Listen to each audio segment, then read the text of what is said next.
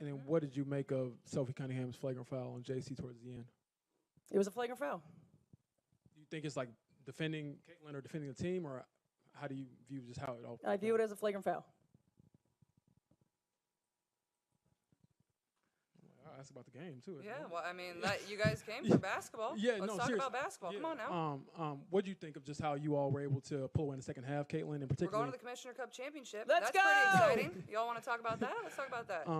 What do you think, again, in the second half? Is the WNBA's brightest star already contemplating an exit strategy before her rookie season even cools down? The whispers are growing louder, suggesting Caitlin Clark, the collegiate hero turned professional phenom, might be looking for a way out. In 10 seasons, that means she had one a season. Caitlin Clark is... when Caitlin Clark gets to 10 seasons, she's going to have 100 of these. And y'all can't get a girl her roses. Now, I don't like the fact that she be getting woke because she don't want all these lesbians to be mad at. At the end of the day, is the woman putting in the work, she's putting in the work. And it's official. Fans are fed up with seeing Caitlin Clark treated like the league's personal punching bag.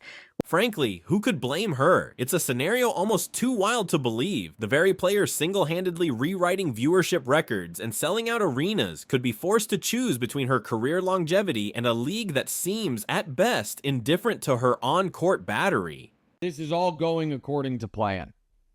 This is ideal. Caitlin Clark is holding up her end by being awesome and by being a trash-talking jerk on the court. Love it. Her teammates are holding up their end by having her back. The other players in the league are holding up their end by not liking her. Perfect.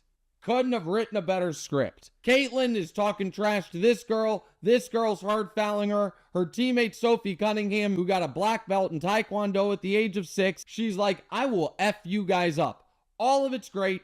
And Caitlin's a killer. 10 out of 10. Caitlin Clark didn't just step into the WNBA, she detonated. Her arrival was less a debut and more a seismic cultural event, with ratings exploding by percentages network executives only dream of. Clark is driving the WNBA insane. It's to the point that she may need to step away from the WNBA, have a billionaire come in that has the money to prove a point, and say, Caitlin, I'll pay you $50 million just to see if the WNBA can make it without you. Let's go create a completely different league and expose the hell out of the WNBA just to embarrass this Angel Reese girl that Jameel Hill just said she could go down as a Michael Jordan of WNBA. Yeah. Arenas are packed to the rafters in cities that barely registered they had a team last year, and jerseys fly off shelves faster than free pizza. This wasn't the usual rookie buzz. This was the Caitlin Comet. I will say this. When Caitlin Clark was out, they lost 55% of their viewership.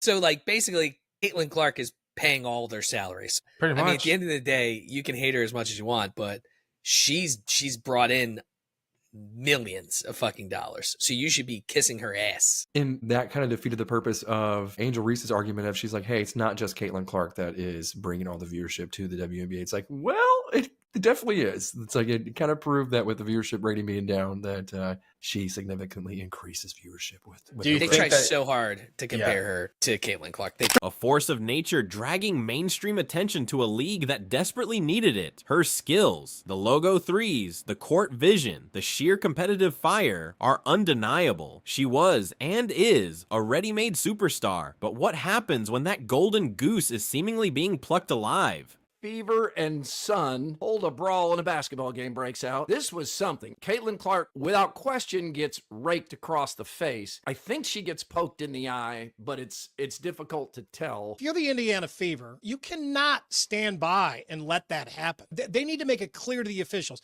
If you're going to let this happen, then we're going to stand up for our player and make a mess of the game, and you're going to have a big mess on your hands. So you need to stand up for this. You need to do something about this. You've just learned with definitive data and beyond question that Caitlin Clark controls more than half the audience for the entire WNBA. The dream quickly met a brutal, bruising reality. Welcome to the WNBA, or perhaps, as some fans are now grimly joking, the WWE NBA, where the physical attention Caitlin Clark receives is relentless. I know a lot of us were expecting some sort of dip since Caitlin Clark has been out with injury, but I don't think all of us were expecting the entire viewership of the entire WNBA to be down. And this tweet from Christine Brennan really stuck out to me. She said one player gets injured and more than half the TV audience for the entire league disappears. Has any other athlete ever had that kind of impact on a sport? Golf without Tiger definitely dropped precipitously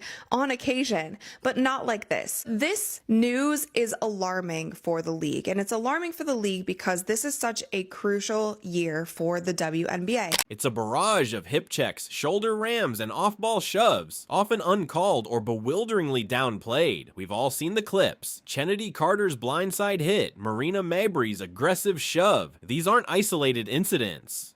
I am sick and tired of the way they are treating my girl, Caitlin Clark. I am here to propose a solution. I think they need an enforcer. You know, someone who comes off the bench to kind of lay the smack down on an opposing team member. I want to get the word out to the Indiana Fever that I am available. I'm ready to identify as whatever I need to in order to get the job. They need someone like me. Why? Because I'm not afraid of any 6-foot tall lesbian. I work out. Now, I have a couple of real good go-to moves in my bag of tricks. They form a disturbing pattern. Is this merely the league's welcome wagon, or something more sinister, a calculated targeting? The line between hard-nosed competition and outright assault seems to be getting blurrier. Word to describe Caitlin Clark. Amazing. Yes. A beast. She is the truth. She's the truth, and she was a rookie. Knock down the three-pointer, get to the rim. She can get to the free throw line. She's crafty. Yeah, very crafty. Crafty. So sometimes she's look like she's coming off for a three-point shot and she backdoors you for a layup. She gets her teammates involved. She can pass. She can shoot. Man, she is the complete basketball player. And you know what I want to see? You know, so many people talked about Sabrina and Steph, you know, with that three-point shooting contest. You know what I want to see in the WNBA All-Star game? I want to see Sabrina Ionescu. As elbows fly and bodies hit the floor, a deafening silence often emanates from the officials' whistles, followed by perplexing silence, or worse, dismissive rhetoric from the league office. Caitlin Clark has decided to quit the WNBA and move on and go play over in Europe. I do not blame her. I applaud it. I say do it. Get as far away from the WNBA as you can. Let that league sink. Okay, do not help them, Caitlin, get away. I believe you could create your own league, okay? You could be the player that creates whatever, the next professional women's basketball league.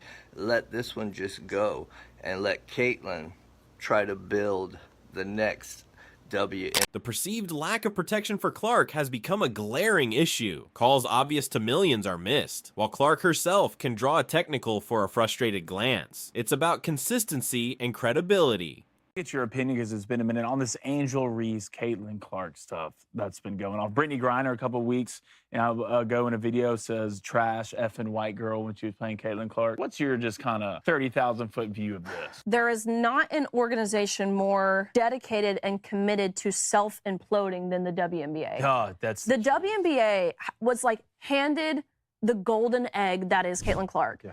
And they have done everything to just self-destruct. Yeah. Whether it's these totally crazy like racial investigations that have been proven a hoax. The WNBA is in a precarious position, reaping massive benefits from the Caitlin Clark effect, yet appearing unwilling or unable to safeguard its most valuable asset. Is it incompetence, a misguided attempt to let players police themselves, or a high-stakes gamble? Caitlin Clark did her thing. Coming off of the injury, she returned for the Fever, and I swear I am not being hyperbolic. We were immediately gifted one of the greatest halves we have ever seen in the WNBA, and I say that with all context involved.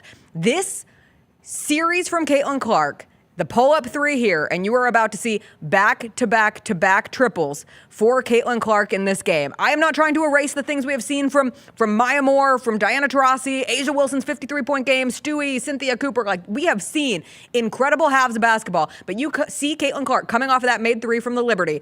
Pull-up, of course. She's making it in. But that gamble might be backfiring spectacularly, as the audience isn't just watching, they're mobilizing. What started as concerned tweets has snowballed into a full-blown fan uprising. This is a public announcement. I need everybody to stop what they're doing and listen up. As we watch the WNBA every day because of the way they play the game, because I love the WNBA, I love the way they play the game. But we really watch it because Caitlin Clark and everybody watching. Now listen, if y'all keep bumping her, knocking her down, might get her a concussion, you might hurt her for real. For 2 weeks, she was done with like a hamstring. She was down. 55% of the viewership was down. She comes back the next game, it's about 3 million viewers. Now let me tell you something. Growing up in the hood, they teach you this. Always protect the money. Hashtags like Protect Caitlin Clark trend regularly. Social media platforms are flooded with fan-edited Zapruder films of every hard foul, every missed call, a passionate, visceral defense. They see the numbers, that staggering 55% drop in viewership when Clark was briefly sidelined, and understand her irreplaceable value. They're demanding accountability, a digital army whose patience is wearing thin. Meanwhile, the narrative from some WNBA corners, particularly veterans and commentators, paints a different picture. She needs to earn her stripes. This is just how it is. Some commentary even hints at thinly veiled jealousy. This gatekeeping mentality clashes sharply with calls for player safety. While some have spoken out against excessive force, the dominant undercurrent often seems to be that Clark needs to toughen up or quiet down. Then there's the trash talk defense. If Caitlin engages in banter, does it invite physicality? But does a verbal jab justify a blindside hit? It's a debate that conveniently sidesteps aggression, shifting blame. And that leads to the most dramatic speculation. Could Caitlin Clark actually walk away from the WNBA? The idea, once unthinkable, is now a hot topic, with overseas leagues offering lucrative contracts, high competition, and crucially different player safety cultures. Imagine Clark free from the weekly beatdown, dazzling international crowds. Then there are rumors of a billionaire-funded rival league, highlighting WNBA vulnerability and Clark's leverage. If the league won't protect its star, maybe someone else will. The media coverage has been fascinating and frustrating. While many outlets highlight the fouls, others spin narratives subtly blaming Clark, questioning her body language, demeanor, or trash talk as provocation. The mental gymnastics to argue she asked for it are astounding, a classic case of victim blaming. She's too confident. Learn her place, they imply, constantly reframing aggression, losing truth in hot takes. Ultimately, the WNBA stands at a monumental crossroads. Caitlin Clark isn't just another talented rookie, she's a golden ticket, a once-in-a-generation opportunity to elevate the league to unprecedented heights.